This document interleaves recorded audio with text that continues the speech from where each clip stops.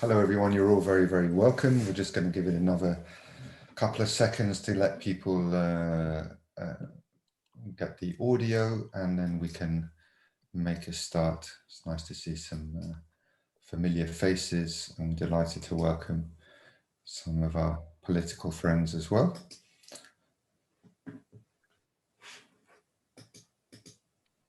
Just literally give it another few seconds.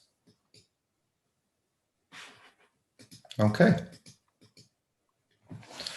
So, ladies and gentlemen, you're very, very welcome to today's briefing on obviously on the escalation in Israel and Gaza. My name is Alex Benjamin. I'm the director of both the European Jewish Association and also Europe-Israel Public Affairs.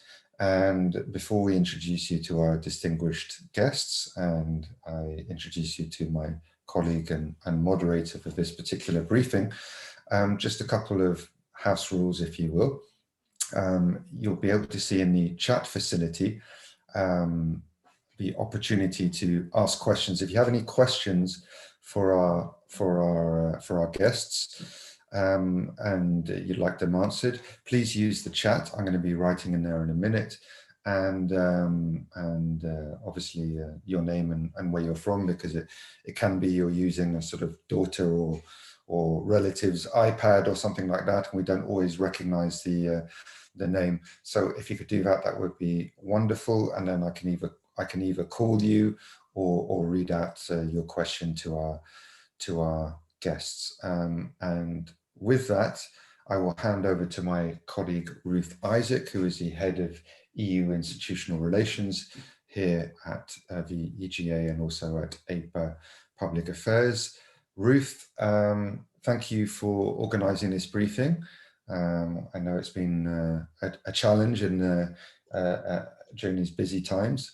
So I'm going to hand over to you, and I'll come back to everyone once we start getting some questions. Thank you, Ruth, over to you. Thank you. So I want to welcome you once again on behalf of the European Jewish Association. As most of you know, we are based in Brussels. We have the honor today of having the Deputy Jerusalem Mayor, Mrs. Fleur Hassan-Nahoum, if I pronounce the surname correctly, and our Israeli Arab journalist expert, Mr. Khaled Abu Toameh. Did I pronounce it okay? Toameh, it's okay. Thank you. So we're going to have the honor of speaking with both of them. Obviously, the situation in Jerusalem and in Israel overall is very troubling. And we want to send our thoughts and our prayers for all the different groups that at the moment are, I would say, all the different parties, which at the moment, you know, they are part of the problem. We really want to see a solution. And I'm going to give the floor first to the Deputy Mayor to open up with some remarks. Thank you so much, Ruth, and thanks, Alex. It's wonderful to be here with all of you. I'm originally from Europe. I'm from Gibraltar in southern Spain, a British protectorate. I studied in London, and I've been in Israel for 20 years. I have the enormous privilege to be part of the Jerusalem City Council and to have taken a role which I think focuses on the positive, which is building Jerusalem, developing Jerusalem, and helping all the different minority group, enjoy and be able to be brought into the prosperity of the startup nation and the city. Within that role, I'm involved also in economic development, and the two major populations that we're trying to develop in Jerusalem are the Arab population of East Jerusalem and also the ultra-Orthodox population. Both these populations need more help, including being part of the startup nation. And so it is very sad for us here in Jerusalem over the last month, what's been going on in the city, because it's really very different to the reality that we experience on a day-to-day. On a few levels, and I'll make some opening remarks, and I'd much rather answer questions, specific questions. But just a little bit about the work that we do in Jerusalem, and this is why I'm on a personal level very invested and also at the same time disappointed in what's been happening in the last few weeks. But basically, Jerusalem is the most diverse city in the country. We have the 2 largest minorities in the country living in their largest numbers in Jerusalem. The first, of course, is the Arab community, which is about 38% of the city. And the second is the ultra-Orthodox community, like I mentioned, 25% of the city. And there are similar challenges for both these population groups. But for many years, Israel and the Jerusalem municipality really didn't know what to do with East Jerusalem, didn't know how to handle it. For many years, the left wing was like, well, one day it's going to be the capital of Palestine, so why bother investing in it? And the right wing was busy with other things and they didn't really care. But in the last 6 years, there was a shift. There was a shift in the government of Israel and there was a shift in the municipality. And that is, you can't keep saying we're one united city, and on the other hand, not mainstream, bring in, embrace, and give equal resources to the east part of the city. And so something changed. The Ministry of Jerusalem Affairs, yes, we even have a government ministry, just to add to the complications and layers of government. We have a government ministry dedicated to Jerusalem, decided to invest in the city, to close social gaps in the city. They brought unprecedented amounts of resources, over almost 2.5 billion shekels, which is over €500 million, to do 3 things. The first is to improve infrastructure so that the city looks, that both sides of the city look like it's the same city. And so, sidewalks and cleaning and sewage and just infrastructural development. The second thing is for education. And the third is for quality employment. In other words, to embrace the young people of East Jerusalem into the startup nation. And so for the last 5-6 years, we've been very busy in the city trying to implement and put the budget in the right place in order to really close social gaps. And of course, our job is not finished by any means, but we really have started to move the needle slowly. We've started to build bridges that never existed before. The mayor, Moshe Leon, has really built incredible connections with civil society leadership, with the spiritual leadership, and also with local community council leadership, as well as the local muktars of the different families and villages. And this is something that we saw at our best during the Corona crisis, where we had a common enemy, and where we banded together as a city. And we brought together the biggest response in volunteerism, in food packages, in help for the elderly, and help with special needs families. And at that moment, I went around the world talking about how in that moment, we really created a new reality in the city in terms of working together, in terms of facing common challenges, and in terms of volunteers, both Arabs and Jews, working towards one goal. And so this is the atmosphere that was here also a month and a half ago. And this is kind of the sadness and the disappointment to me. But make no mistake about it, I believe this is happening. And the conflict that Hamas has basically created. And as my colleague who will speak in a minute, Khaled Abu Toameh, talks about, creating this linkage between Jerusalem and the cause of Hamas. That there's always troublemakers. Hamas does have their tentacles here in the city. Not everybody, but let's say 20-25% of the city, can consider themselves affiliated, in terms of the Arab community, affiliated to Hamas. And these are the people bringing the problems, whereas most people just want to live and work in peace. And when I was talking about the events going on in the lead up to the rockets firing, I was talking about the dichotomy of Jerusalem. During the day, I'm working with my Arab friends and colleagues on East Jerusalem. And at night, you have all these things going on in the Damascus Gate and in Temple Mount. And it's kind of living this split screen world. The day we're friends and partners, and then at night, there's a cohort of people trying to create the problems. And I really don't believe this is spontaneous. I do believe this is very deliberate. And I believe this is happening because of the rapprochement between Jews and Arabs in Israel, between Jews and Arabs in Jerusalem, and between Israel and the Arab world with the Abraham Accords. And all of a sudden, Hamas and Islamic Jihad and Iran, of course, because they're funding everything, and saying, hang on a minute, we can't let this continue because our cause is lower down in the agenda, And Israel somehow is creating all these partnerships to the point that we have an Arab party for the first time in history holding the balance of power in the Israeli, in order to form an Israeli government. This is not something any of these extremist groups want. And I believe that this is happening because we were going in a very good direction. And I pray that when this conflict is over, and I hope it's a matter of days now, that slowly we'll be able to heal and get back to the important work that we were doing of creating a real shared society in Jerusalem.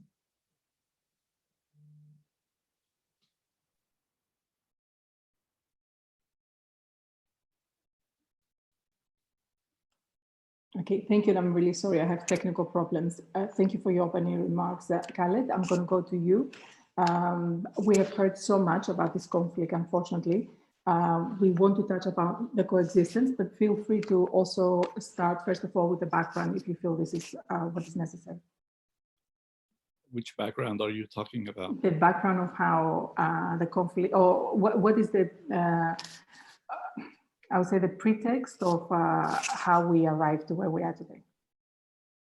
Well, it depends how far you want to go back. I mean, we can go back to 1948. And you are the expert, I leave it to you. You know, I've been covering Palestinian affairs for nearly 40 years now. And I sort of got used to taking things for granted. Nothing really surprises me, to be honest with you.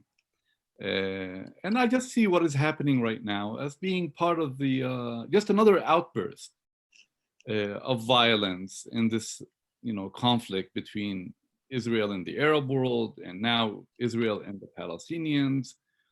I covered 2 intifadas, 2 uprisings. I've seen violence before. But what worries me this time, and Fleur referred to this very explicitly, is that what we are witnessing right now came immediately after we saw significant improvement in relations, first of all, between Jews and Arabs inside Israel, even before the COVID-19 outbreak.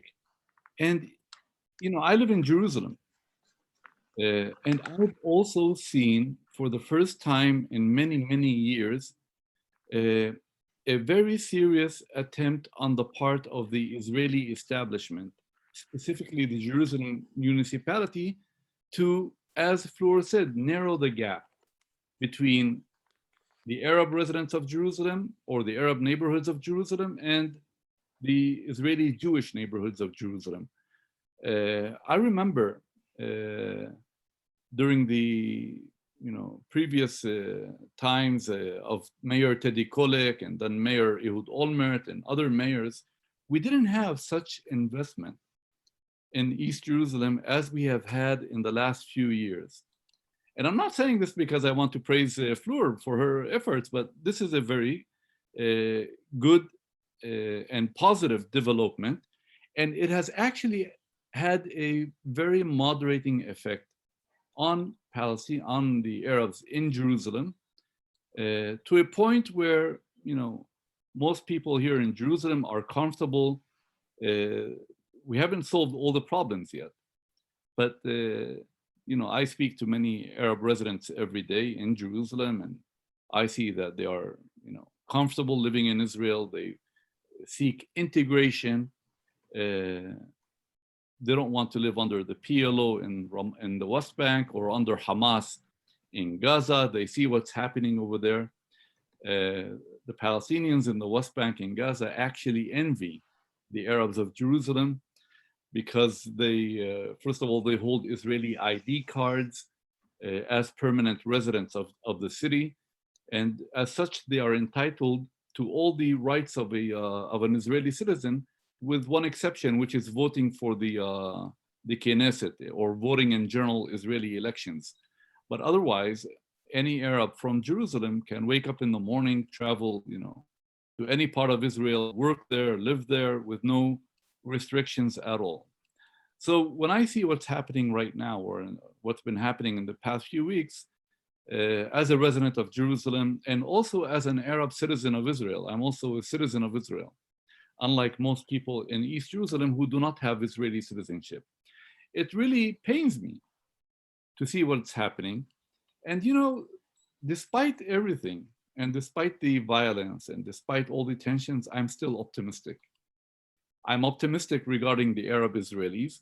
Why? Because I don't see that a majority of them are involved in the violence. I think today I was listening to an Israeli police commander talking about the arrests that they have made in the Arab sector inside Israel. And he said that most of the people involved in the violence were under the age of 24, which shows, that the general population is still not involved in the violence. The general population perhaps identifies with the Palestinians in the West Bank and Gaza. They support, Palestinian statehood and things like that. But at the end of the day, the Arabs in Israel are fighting for integration, not separation from Israel.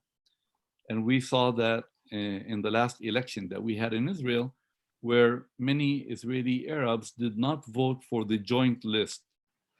They did not vote for Ahmad Tibi. They did not vote for other, Ayman Odeh and others who had contributed to the escalation of tensions between Jews and Arabs inside Israel. Many of them voted for Mansour Abbas, the head of the Ram party. Why? Because he promised them that he will work toward integration. He told them that I want to be part of the Israeli decision-making process, and I will even join an Israeli coalition. So that's why I'm still hopeful. I'm also hopeful because we've seen that the violence has gone down. We've seen that, I'm also very active on social media. I see all these groups of Arabs and Jews getting together and saying, we refuse to be enemies. We want to work together. We share the same fate. It still gives me some hope. I hope things will calm down over there. Now in Jerusalem, it's a bit more complicated, because unfortunately, there are too many players in Jerusalem. In the last few weeks, we've seen, first of all, the Palestinian Authority try to put the issue of Jerusalem on the table, especially when President Mahmoud Abbas used the issue of Jerusalem as a pretext to delay the elections. And he delivered a very fiery speech, even today, by the way. I just wrote my story for the Jerusalem Post. He delivered another one of his fiery speeches accusing Israel of war crimes and genocide and ethnic cleansing and, in Jerusalem. And such rhetoric does not really help ease tensions. We are today where we are because the way I see it, President Abbas incited, the Palestinians on the issue of Jerusalem.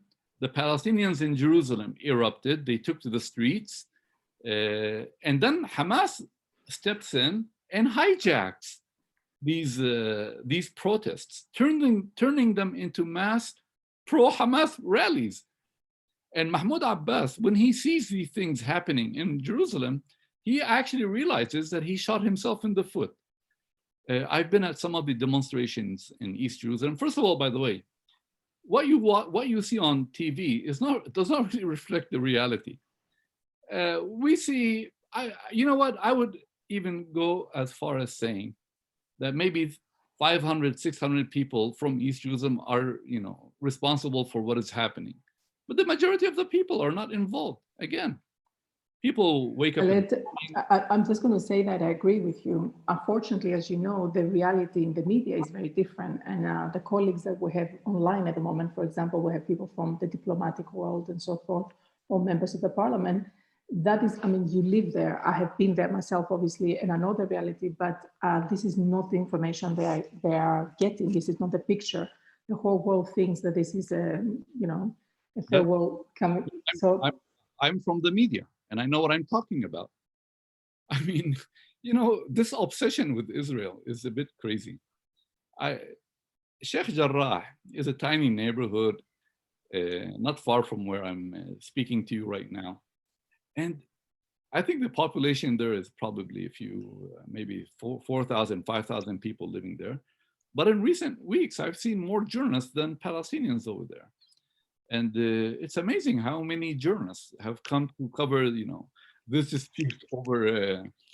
Actually, specifically about that, maybe we can ask the deputy mayor to give us a little bit of background information, because if my colleague can just unmute the deputy mayor. Specifically on that, because obviously this is what most people would have heard, that this was the reason, the evictions or illegal evictions or the ethnic cleansing. The words that we heard in the media are very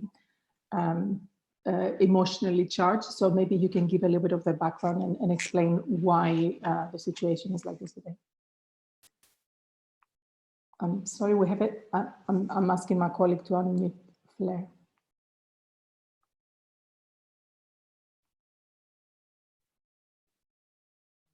Okay, I'm sorry about that, I apologize. Next time, Fleur, don't mute yourself. Once you are unmuted, don't.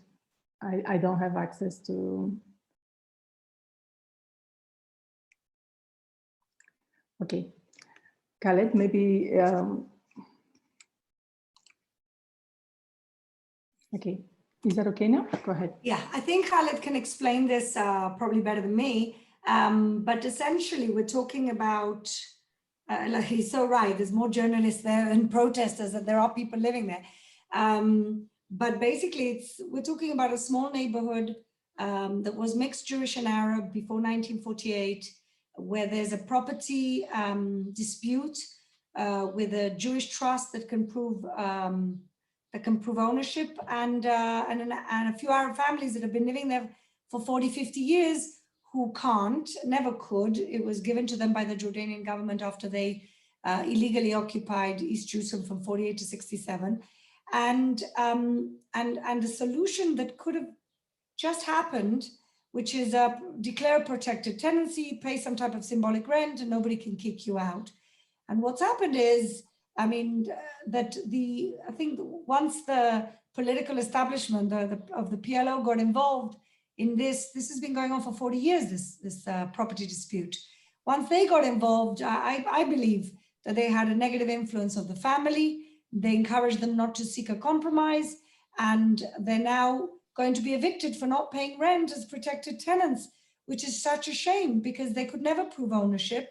But the courts still found a way to let them live there in peace for the rest of their lives. And unfortunately, I believe it's a political influence that they didn't follow that advice. They didn't follow the original agreement.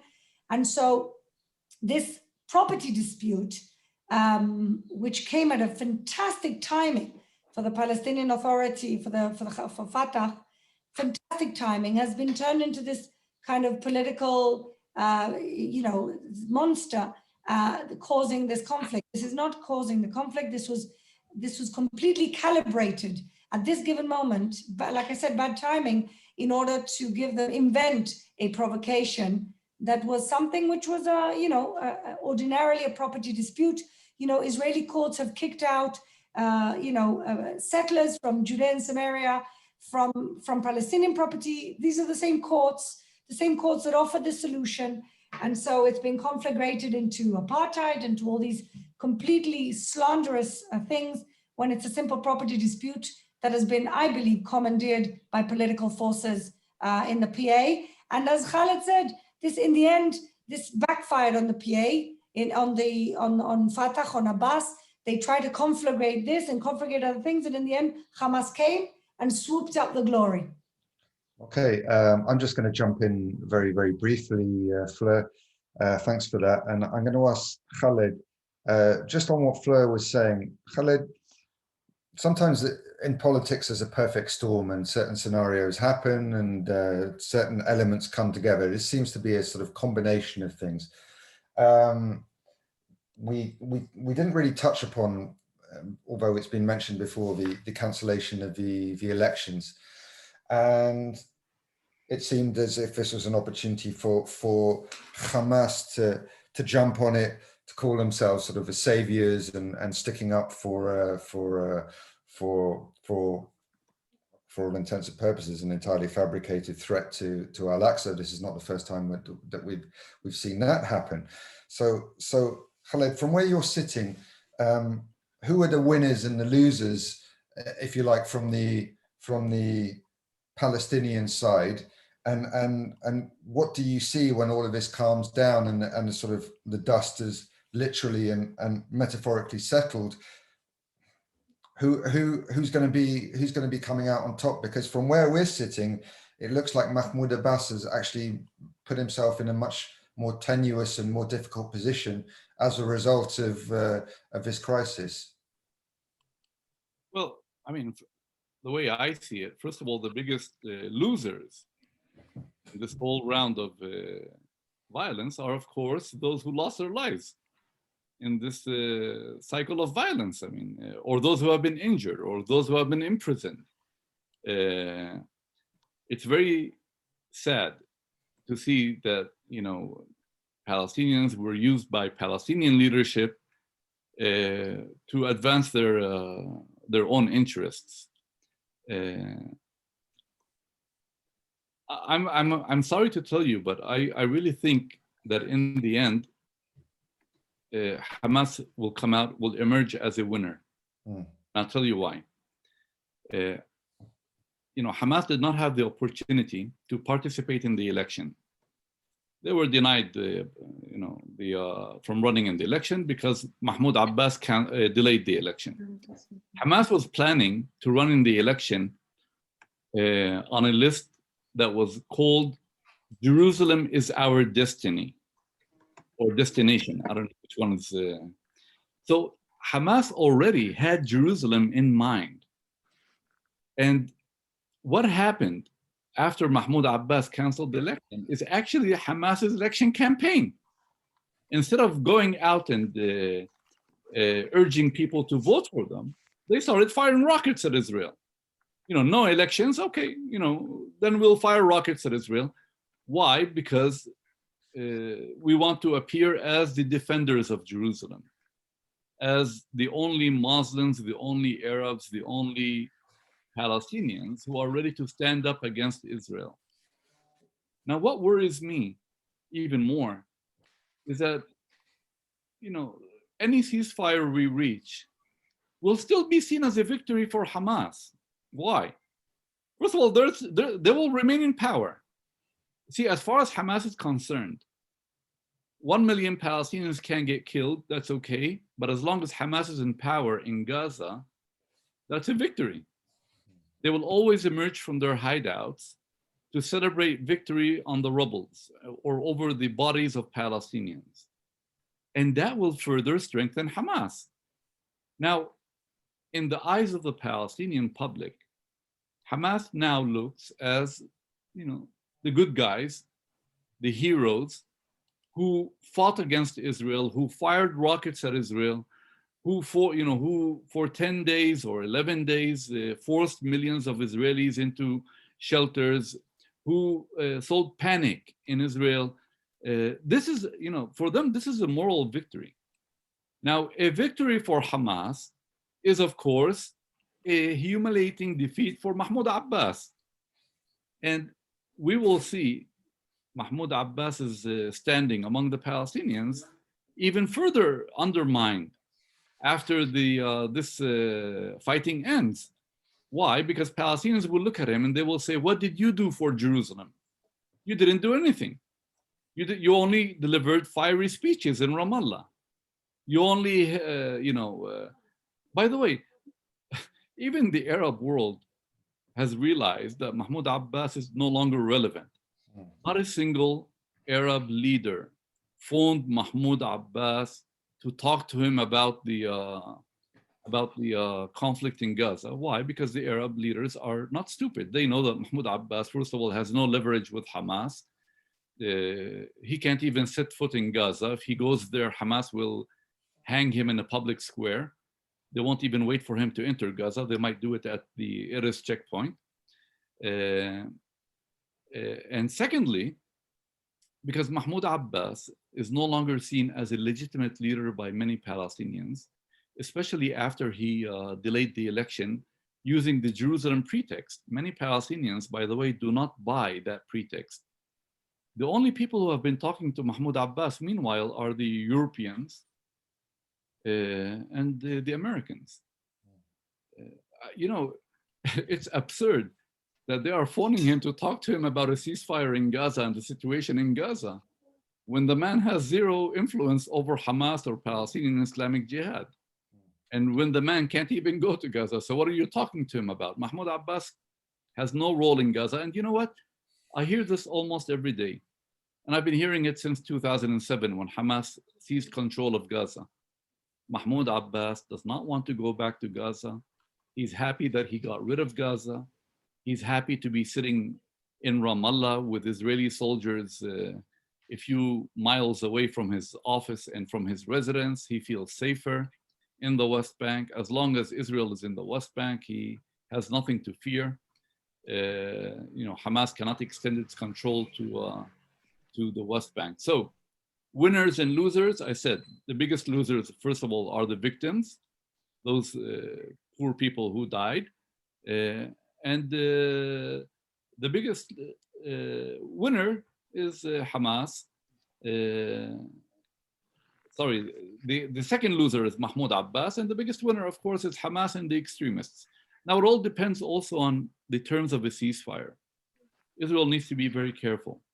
If you include Jerusalem in any ceasefire agreement with Hamas, that will further embolden Hamas.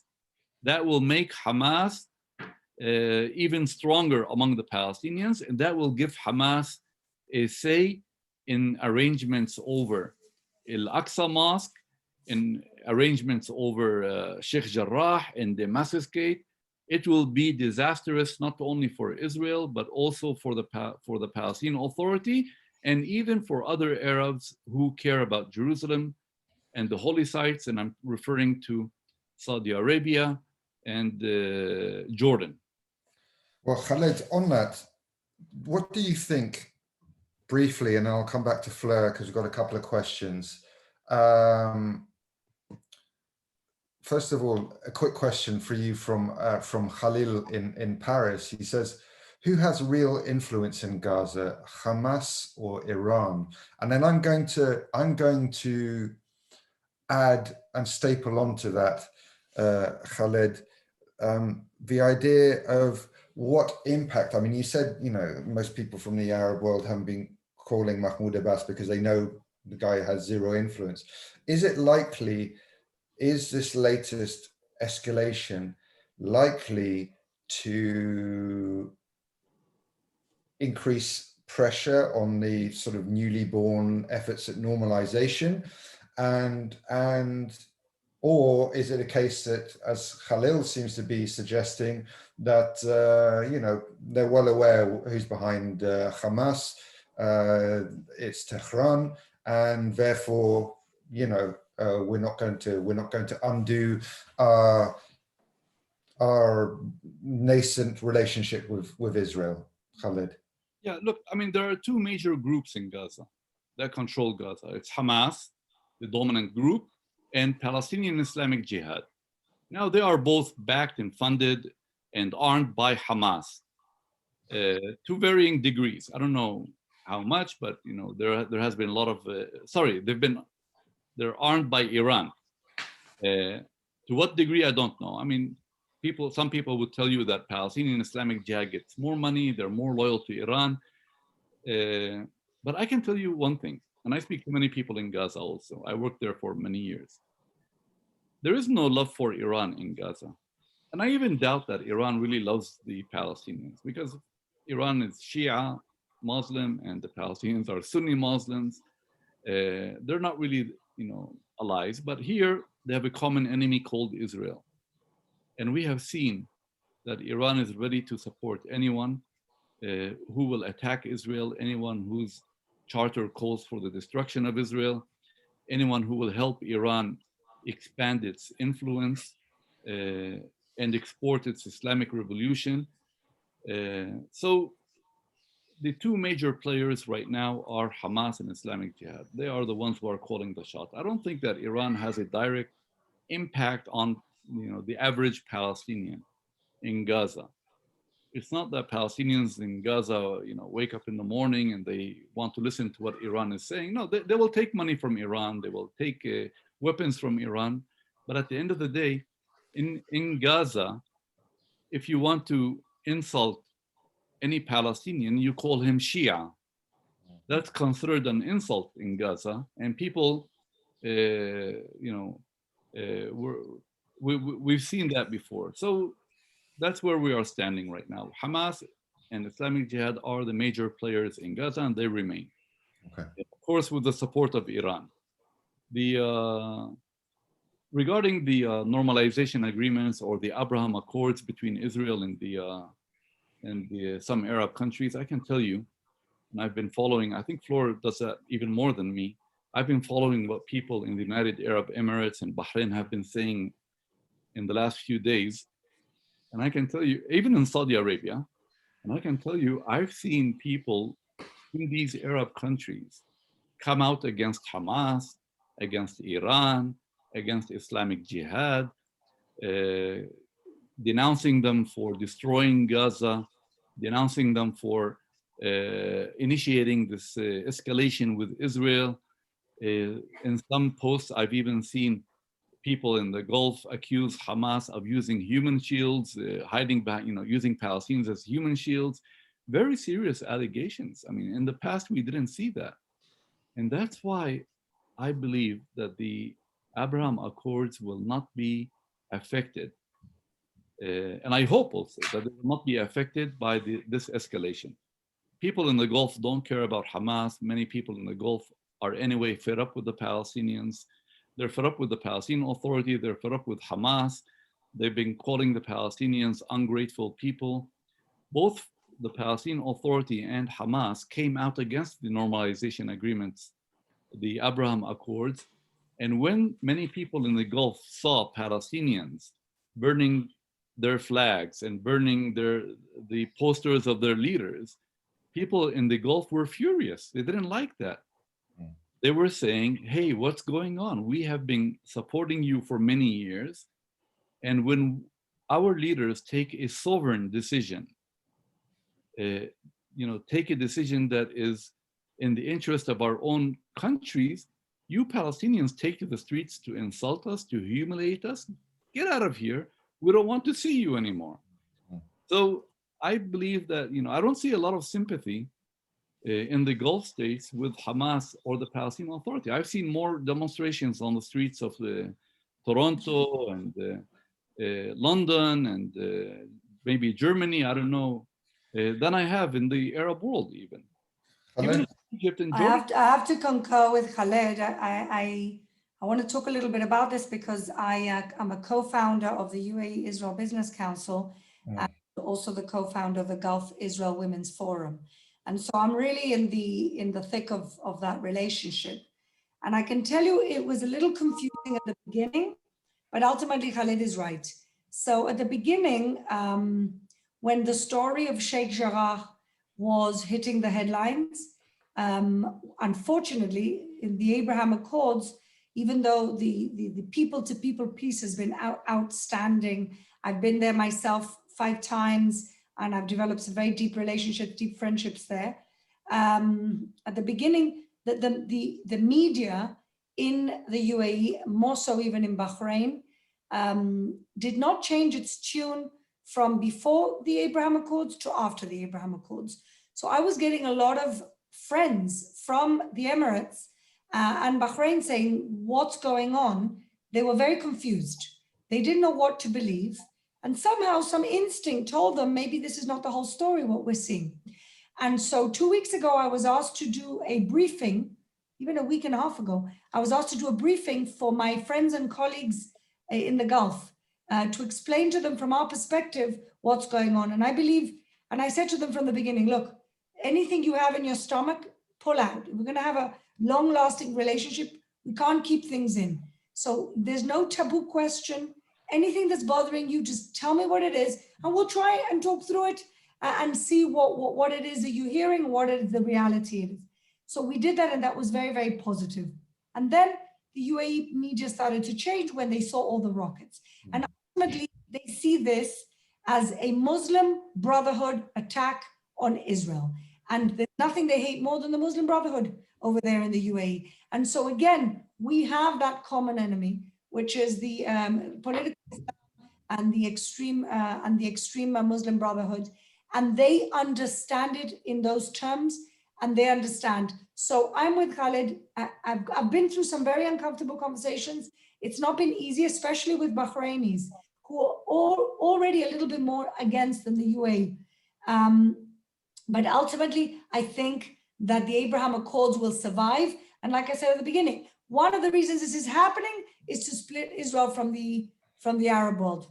So Fleur, I'm going to keep you on for a second because and then I'm going to hand back to Ruth, because you've hit upon a couple of things which are very important. One is the idea of understanding, and we heard from Khaled earlier that Arab leaders fully understand and have a measure of Mahmoud Abbas. They also understand where Hamas is coming from and who's behind Hamas. And you seem to be saying the same thing from your contacts at the UAE. So let me flip it on you. You're somebody that was European sort of background, who presumably follows the political scene in Europe, and obviously, probably like me, listens to the BBC World Service in the morning occasionally, or maybe not. Does Europe understand these nuances, or does it just look at things in a very broad brush? So I wanted to get your feelings on how the conflict has been covered so far. And secondly, perhaps a more political question, but as a member of the Likud party, I feel I can ask you. Khaled spoke about winners and losers. Question from David. Does the current situation make the Bennett-Lapid coalition much less likely? And does conflict strengthen Benjamin Netanyahu's hands? Okay, so I'll start with the easier question, Europe. So I think that for a long time now, the Palestinian victimhood narrative is the prevalent narrative of European news outlets, of European governments. You know, the irony is that they don't understand that that they're actually making the situation much worse by funding a lot of the organizations. The money that Europe sends the Palestinian Authority normally ends up, you know, teaching education that incites and taking us further away from peace and actually closer to peace. And I don't think the Europeans really understand that.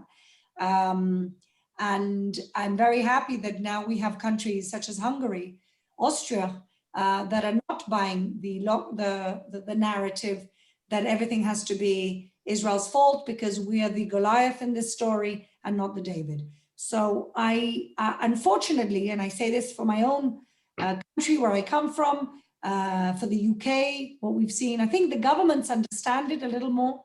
And of course, the sentiment of the Muslim Brotherhood sympathizers in this country is completely against us. And as we know, that never starts or ends with Israel. It always ends up as an anti-Semitic protest, turning into violent protests. And this is something that Europe has not got under control. And they should, because I actually feel more sorry for Jewish communities around Europe than I do for us here, where we are protected by our own army and we can count on our own security services to protect us. And I don't think the Jews in Europe have that same luxury. So I'm very sad to see that there's zero nuance, there's zero understanding that there's not black and white, zero understanding of let's try and put some balance. And the news agencies are complicit with the haters of Israel that always turn into anti-Semites. So that's what I think about Europe. And I feel very sorry specifically for the students in university who are Jewish, who really get this on a daily basis. I feel extremely sorry, spend a lot of my time lecturing these students to try and give them strength to deal with the hostilities that they deal with on a day-to-day. In terms of Israel and our own political reality here. Look, the problem with Bennett is not that Bennett himself wouldn't have wanted to have made the government. The problem with Bennett is that his party wasn't with him.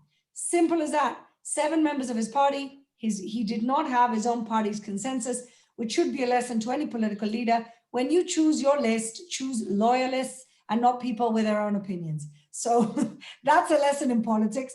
And that's the problem. The problem is Bennett can't bring his own people. Otherwise he'd be discussing. And of course, now is a bad time. I think Mansour Abbas actually has acted as the responsible adult in this situation. He's not gone out and he's not, condemned Israel. He's said, let's just put things on hold. Let's get through this thing. We have to find a way of living together. I honestly think he's been the responsible adult in the whole story here. And it does strengthen Netanyahu, at least temporarily, in the sense that there was about to be a government and everything's now been put on hold because we're fighting a war, which is, of course, something that that Netanyahu was not looking for.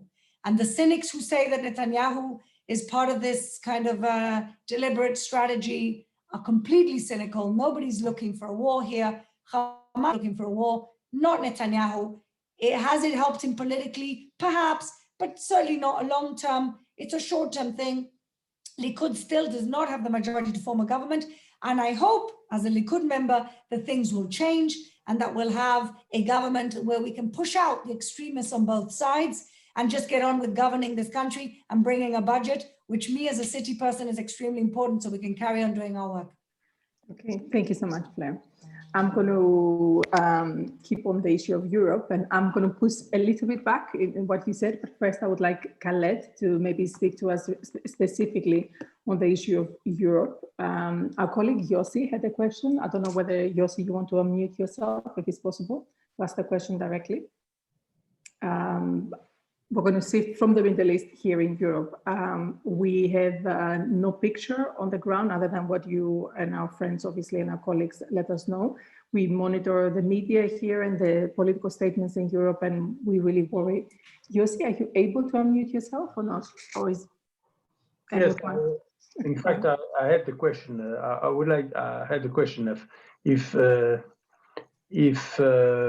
EU is really understanding the conflict, because we saw yesterday the statement by Josep Borrell after the emergency meeting of foreign ministers. They call for a ceasefire, they condemned rockets, and they call for resuming Israeli-Palestinian negotiations. But this doesn't help really the problem on the ground. So I would like to have your takes on this and how the European Union could play a real role, maybe together with the US, I don't know, to have a beginning of solving the problem. Thank you. Khaled. Well, I can tell you, with such an approach, the EU is not going to achieve anything. If you're going to issue nice statements and appear that you are politically correct and you're even-handed and treat Hamas and Israel on the same level, then you're not going to move forward. The EU can play a major role in this conflict, and I'll tell you why. The EU is the largest funder of the Palestinian Authority. The Arab world does not give them money. The Americans stopped giving them money under Trump. And the EU has never cut off the funding. Now, I've been telling EU officials for many, many years, because you are funding the Palestinian Authority or the Palestinians, you have huge leverage with the Palestinians. First of all, you have the right to go to the Palestinians and say, look, I want to know what are you doing with my money. I have the right to demand something good in return for my money. What's wrong, for example, if you tell the Palestinian Authority, before we transfer 200 million euros to you, will you please stop calling for jihad on Palestine TV? Will you please stop delegitimizing Israel? Will you please bring down the volume. So one European official told me, oh, but that would be seen as blackmail, as extortion. I said, no.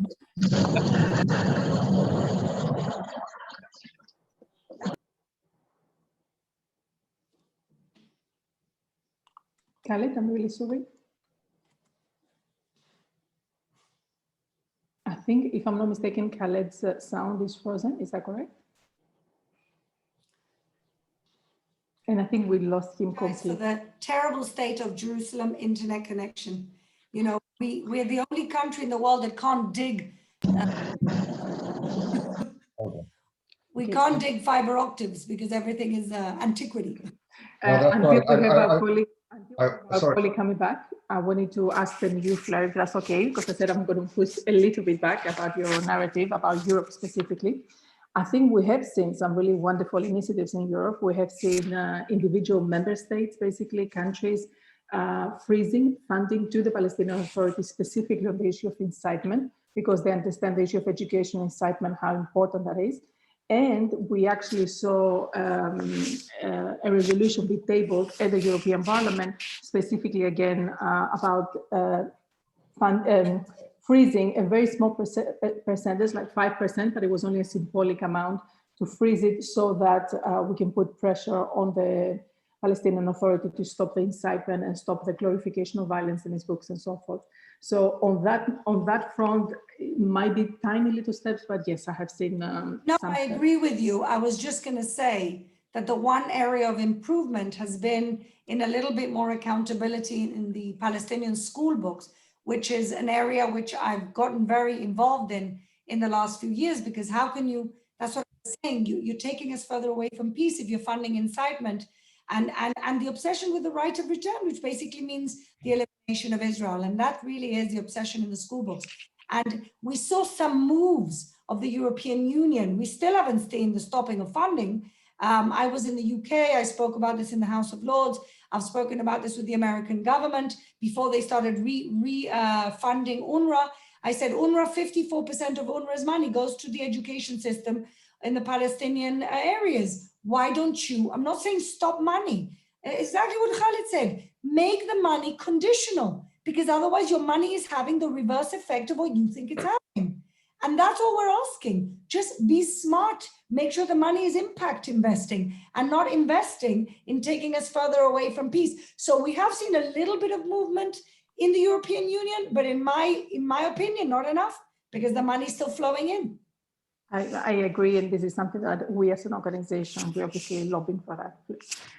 Since we don't have still Khaled with us. Khaled is back. Khaled is back. He's back. I'm so sorry. Can somebody unmute him? Is that okay? I think he's ready to go. Okay, Khaled, you're with us? Yes, I lost you. I don't know what happened. Apparently, Fleur was saying it was a dodgy internet in Jerusalem. You can't dig lines. I'd say you can't dig in Jerusalem, so our fiber optics are not underground; they're overground. It's not the same. So we should just blame the municipality. Yes, blame me. Khaled, go ahead. Sorry. I said that, I've raised this issue.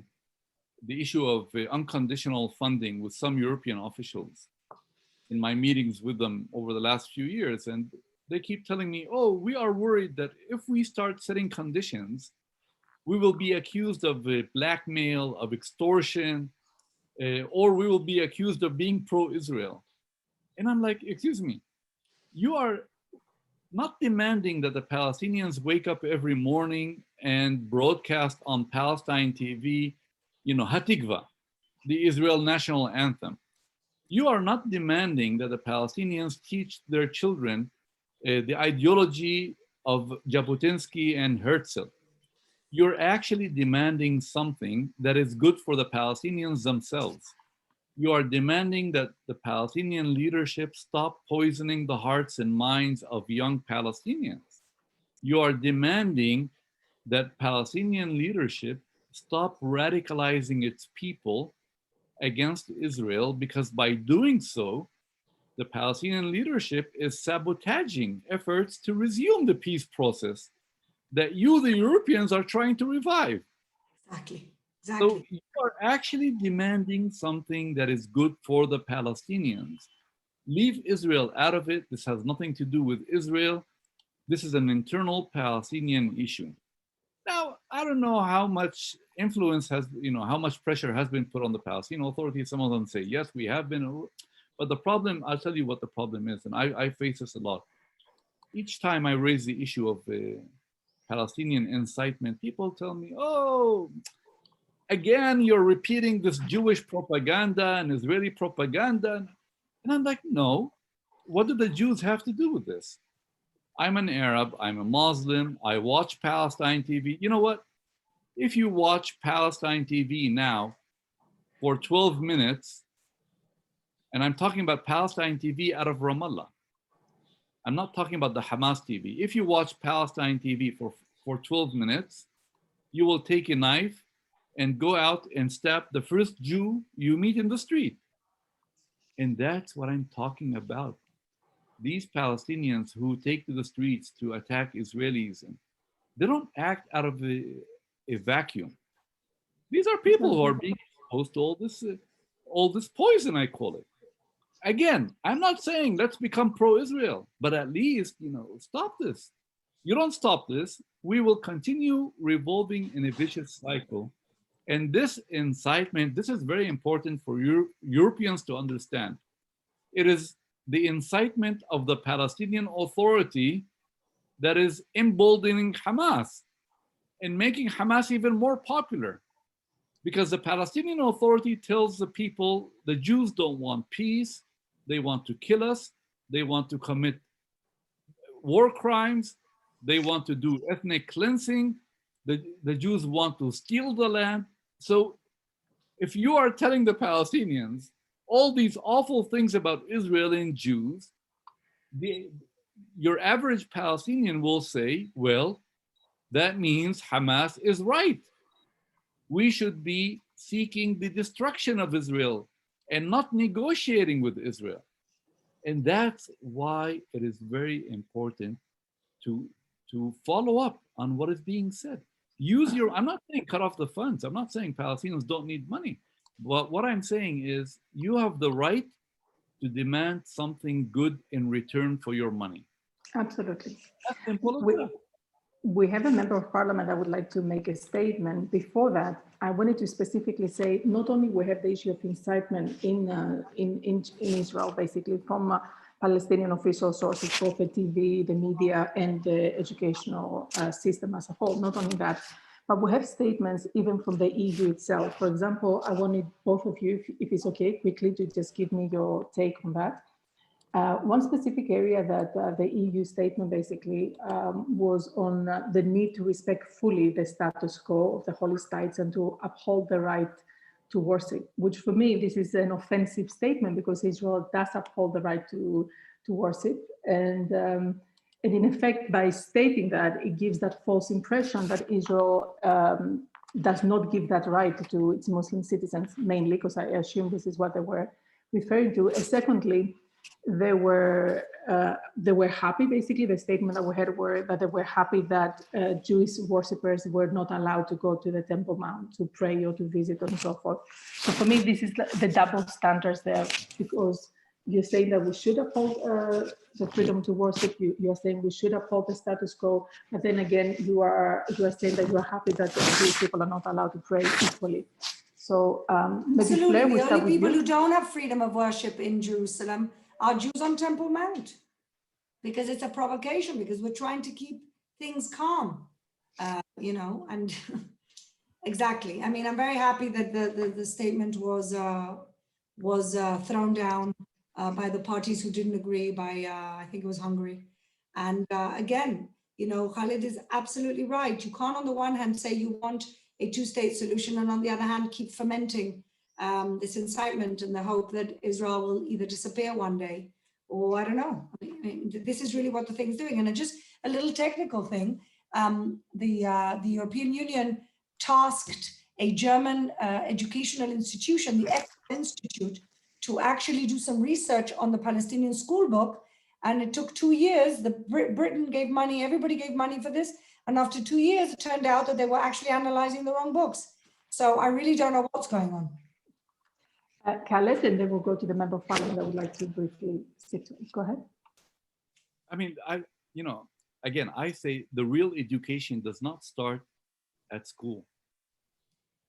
In order for a Palestinian child to hate Israel, to see Israel as a monster, he doesn't necessarily have to go to school and sit in the classroom and read the textbooks and then say, oh my God, these Jews are so bad, I want to kill them.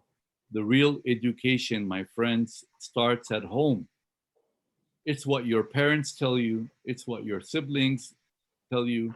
It's what you hear in your neighborhood. And it's what you hear from your leaders. It's what you hear from the media. Today, I believe that the media and the rhetoric of the Palestinian leaders has more impact on Palestinians than the textbooks. The textbooks could be a problem, yes. But I always say, don't attach too much importance to them. It's become a cultural problem. The hate is all over the place. It's literally on the wall in the graffiti. And talking about, freedom of access to holy sites. Excuse me. On the last Friday of Ramadan, according to the Waqf administration that controls the Temple Mount, the Al-Aqsa Mosque compound, more than 100,000 Palestinians performed the Eid al-Fitr prayer. I'm quoting the Muslim authorities. I'm not talking about the Israeli authorities. So how did these 100,000 people come there despite the tensions, despite the violence that was happening in Jerusalem? Someone let them in, right?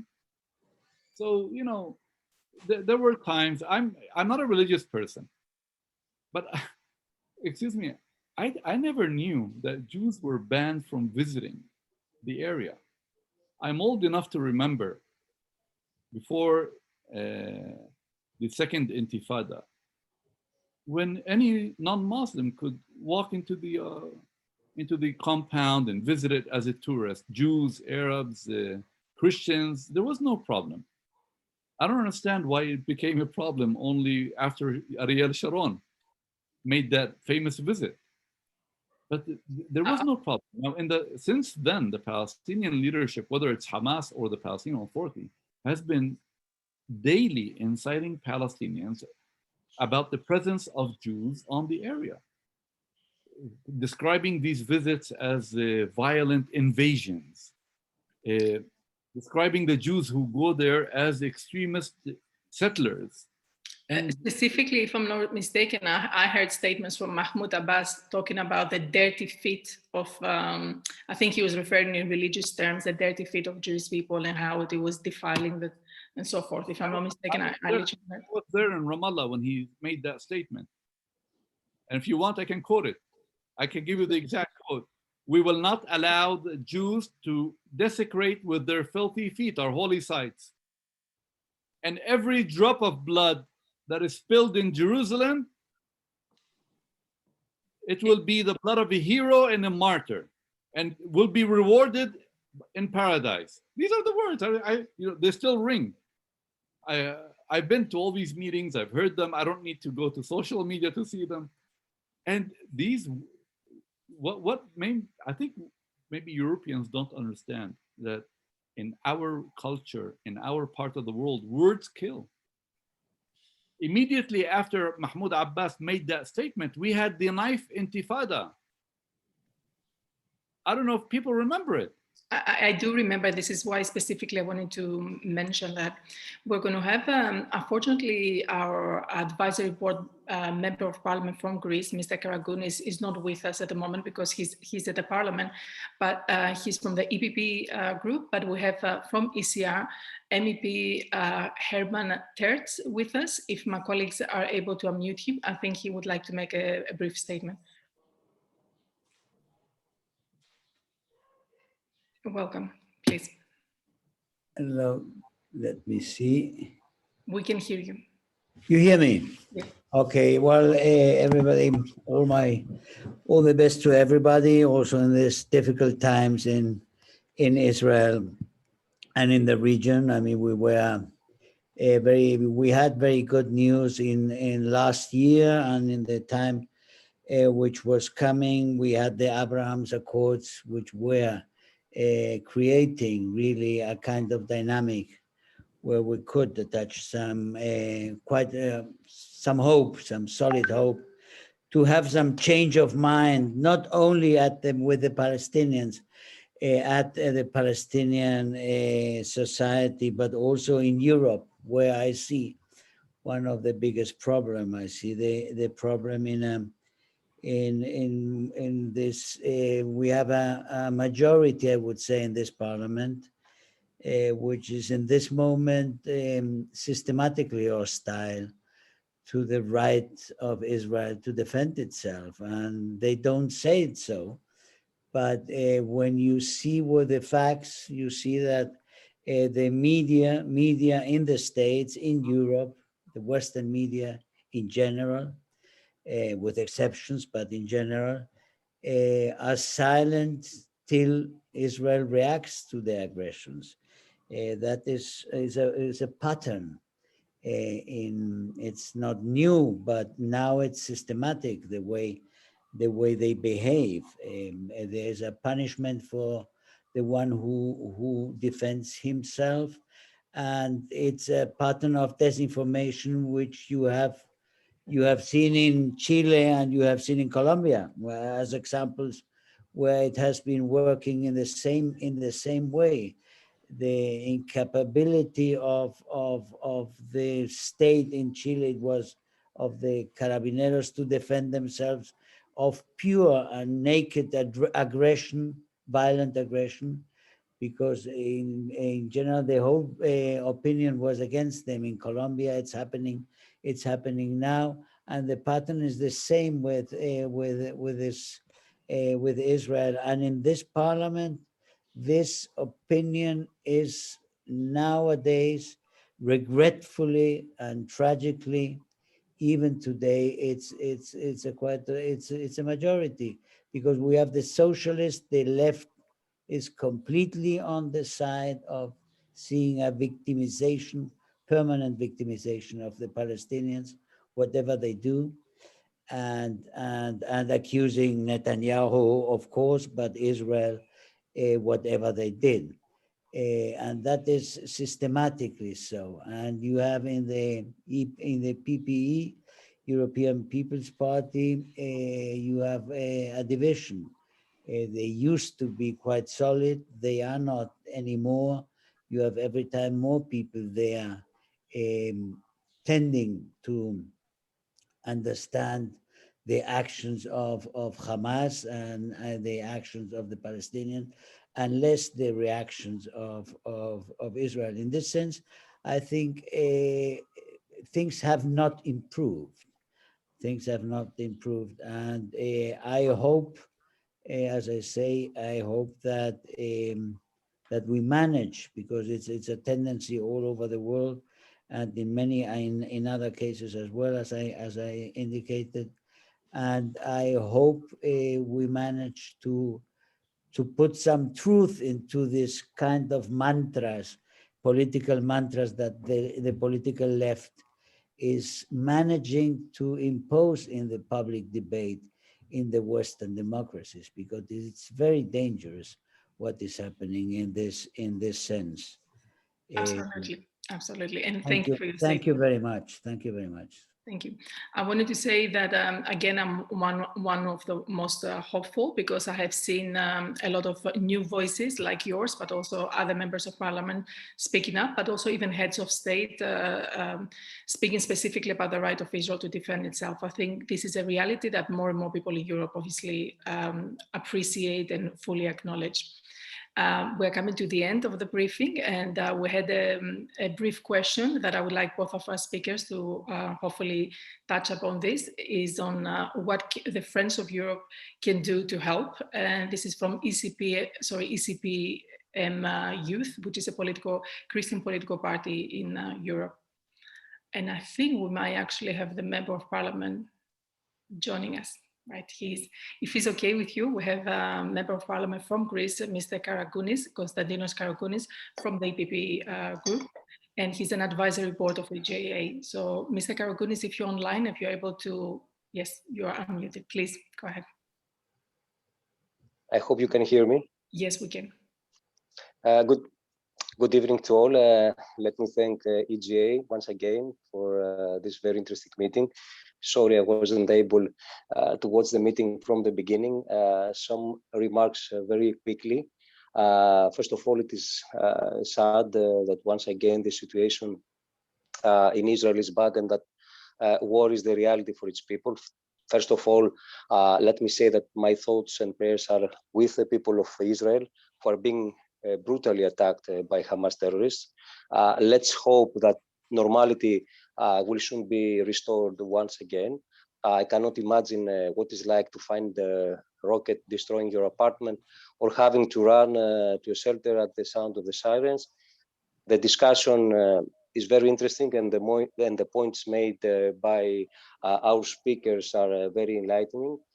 Obviously, you have already answered and a lot of questions raised by the participants. Still, there are some points that might be interesting to focus in. Who is really funding Hamas? Who is helping them to have such means and weapons? What is the role and the connection of both Iran and Turkey in this situation? Why is Hamas able to create such rockets? And the final remark, how does a country return to normality and heal its wounds? How do Arab Israelis and Jews go back? Thank you, Ruth. Thank you so much. Thank you so much, Mr. Karagounis. So if we have Fleur and Khaled, briefly maybe touch upon those questions and just give your closing remarks, if that's okay. Fleur? Please, Khaled. Yeah. Oh, Khaled, okay. Okay, is it me or Fleur? You. Okay. You were not with us from the beginning, so we did touch on these issues and we answered most of them. First of all, I'm an Arab Israeli, so I can tell you I'm optimistic about the future of relations between Jews and Arabs inside Israel. We are 2 million Arabs inside Israel. Not all of us were involved in this violence. The overwhelming majority of us are loyal citizens. We are not Jewish, but don't judge us according to our religion. Judge us according to whether we are, good citizens or not. And we have been good citizens for the last 70 or so years. Yes, we have problems. We have our own extremists and all that, but we should not lose hope. And I also see many Jews now reaching out saying, we have no other choice but to work together. We need to rebuild confidence. It will take time. I can assure you, we've been through difficult periods in the past and we did overcome them. It will take a little time, but I already see that the situation inside Israel is calming down. So don't worry about, the future relations between Jews and Arabs inside Israel. It will be okay. We went through 2 intifadas and we've been through wars and we've had tensions in the past. We've had hostilities. But according to all statistics, only a tiny number of Arabs inside Israel have been involved in the past and even now in the violence. And, we leave it to the Israeli police, leave it to the Israeli authorities. If anyone breaks the law, as far as I'm concerned, throw him into prison, deport him to Gaza if he wants to. We, the Arabs in Israel, are fighting for integration. We would like to see a Palestinian state or a good life for the Palestinians over there, our families, but we want to stay inside Israel because it's our home and we still feel much more comfortable inside Israel than we do in any Arab country, including Ramallah and Gaza. So I want to remain inside Israel and try to fix the problems that we have.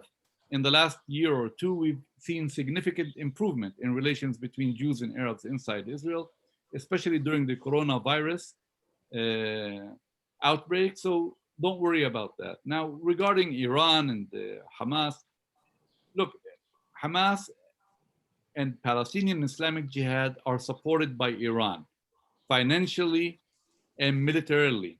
Iran has been providing them with rockets, with all types of weapons over the last 14 years, probably, if not more. They've also been smuggling weapons from, from other countries through Egypt. Most of the weapons come through Egypt or from the sea, from the border with Egypt, the Rafah border, or from the Mediterranean. Israel has managed to, scuttle or foil some of these smuggling attempts, but unfortunately, a lot of weapons have made their way through into Gaza. What is sad is that Hamas has been complaining about lack of medicine and lack of medical equipment to cope with the COVID-19, but we see that they have thousands of rockets to fire at Israel, and they have tunnels, and they have other medical equipment, other military equipment. This is really worrying, not only for us, but for the people in Gaza. Now, Hamas has also been able to develop its own weapons. Through today, to manufacture a rocket, you don't necessarily have to import it from or smuggle it in from Iran. You can go to social media, you can go to the internet and find ways to do it. But there are a lot of weapons in Gaza, and that is very worrying. Now, the last war with Gaza was in 2014. And since then, Israel has tried to help the people in Gaza. Israel has even been trying to appease Hamas by allowing Qatari money into Gaza. Israel did its utmost to avoid a military confrontation with Gaza, even when 2 years ago we saw the big protests along the border between Gaza and Israel, the Great March of Return. Israel really did its best because Israel does not want to, first of all, Israel does not want to go back to Gaza, and that's good news. And secondly, Israel, does not want another war with Gaza, because when you go to fight Hamas, Hamas is fighting or firing rockets from civilian areas. And when you fire back, what you get is that, you hurt many civilians. So Israel has avoided that for the last 7 years, but unfortunately, Hamas chose to initiate this current escalation, and look where we are now. And that is very worrying, and that's why many people in Europe need to bring to the world's attention what is really happening. And we in the media, I'm a journalist, and I work with the international media, and I can tell you, I'm also disappointed with mainstream media in the West that I work with. Why? Because when these conflicts erupt, we cover them along the lines of, it all started when Israel fired back. And we don't see any wrongdoing on the Palestinian side.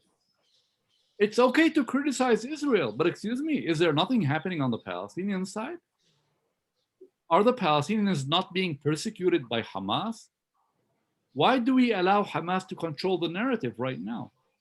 What is also worrying me is that, Hamas controls Gaza, and as such, it controls the story coming out of Gaza by banning journalists from working there, or by dictating to its own journalists what to send out and what not to send out. And that's why most of the pictures you see from Gaza are of civilian casualties. And this is something we also need to, to pay attention to. Khaled, I'm going to say that I actually made exactly the same point with an ambassador here, European ambassador. We spoke with a team.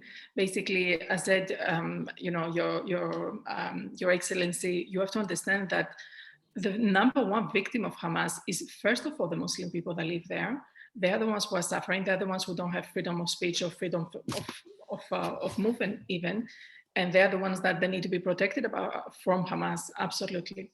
So Fleur, if I may, my colleagues in Gaza, my Palestinian colleagues in Gaza, they envy me.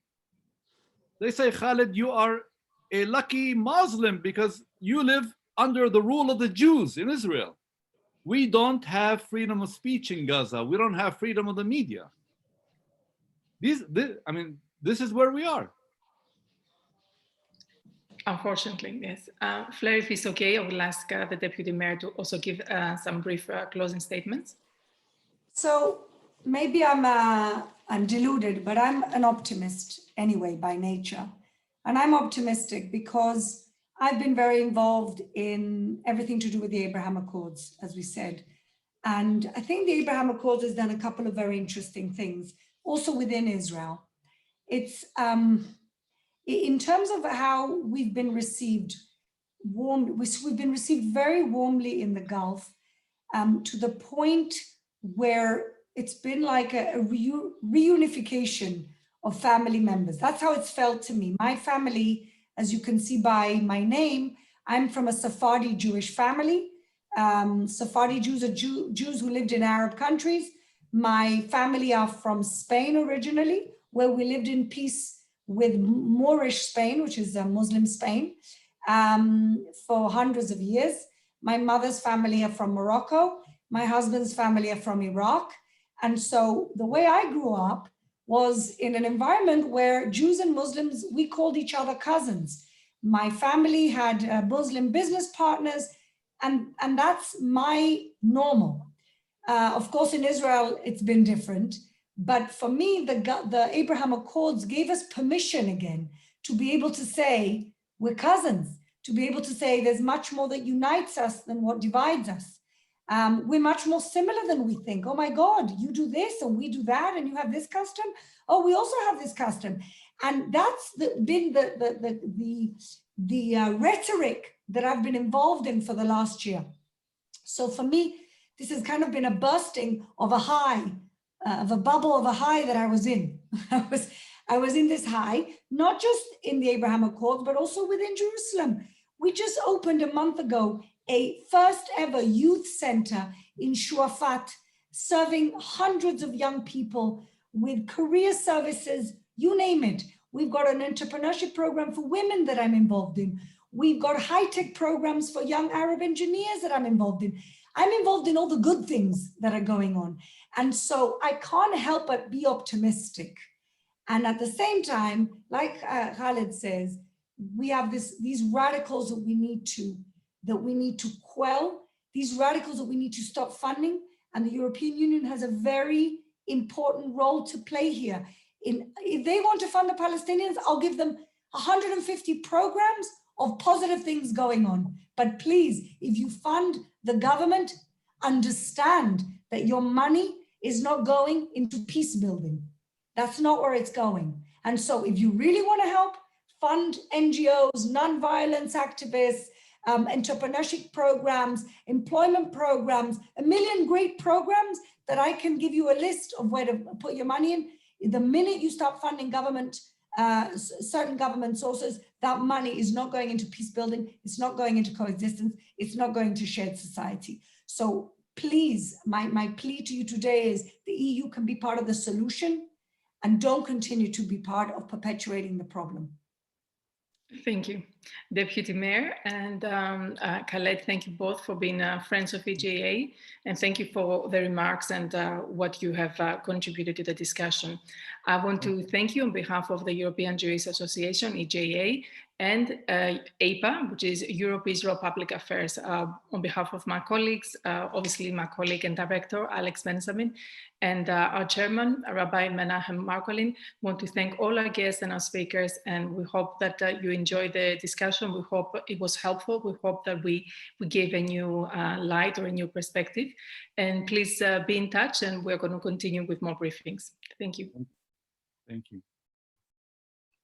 Thank you. Thank you.